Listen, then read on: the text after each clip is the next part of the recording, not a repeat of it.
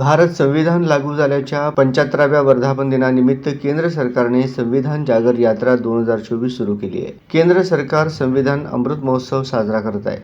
लोकांना त्यांच्या संवैधानिक अधिकारांची माहिती देणे आणि लोकशाही विरोधी खोटी माहितींचा प्रसार रोखण्यासाठी ही मोहीम आखली आहे। संविधान जागर समिती या यात्रेचे आयोजक असून 8 सप्टेंबर रोजी मुंबईच्या दादर येथील चैत्यभूमीवर या यात्रेचा समारोप होणार आहे। सोलापूर जिल्ह्यातून अनेक जणांचा या यात्रेत सहभाग असून संविधान जागर समिती या यात्रेचे आयोजक आहे। संविधान जागर यात्रेत कर्मवीर दादासाहेब गायकवाड यांचे नातू राजेंद्र गायकवाड आणि वाल्मिक निकाळजे सहभागी झाले होते। विजयराव गवाळे, योजनाताई ठोकळे, स्नेहाताई भालेराव, नितीन भाऊ मोरे, आकाशजी अंबोरे, नागसेनजी पुंडगे आदी मान्यवर या यात्रेसाठी महाराष्ट्रभर फिरत आहेत।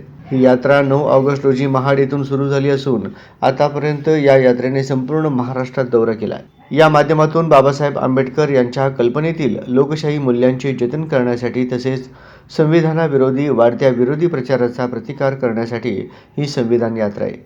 लोकसभा निवडणुकीच्या काळात आणि त्यानंतर विरोधकांनी संविधानाबाबत खोटा प्रचार करून लोकांमध्ये शंका निर्माण केली आहे। विशेषतः अनुसूचित जाती, अनुसूचित जमाती आणि अल्पसंख्याक समुदायात भीती निर्माण झाली आहे। काँग्रेस नेते राहुल गांधी यांनी संविधानावर झालेल्या आघाताला सर्वात मोठा धोका मानले आणि या मुद्द्यावर निवडणूक मोहीम राबवली होती। काँग्रेसने केलेले आरोप कायदेशीर आधारावर टिकू शकणार नाही। सुप्रीम कोर्टाने केशवनंद भारती निर्णयात संविधानाच्या मूलभूत रचनेला बदलता येणार नाही असे स्पष्ट केले आहे।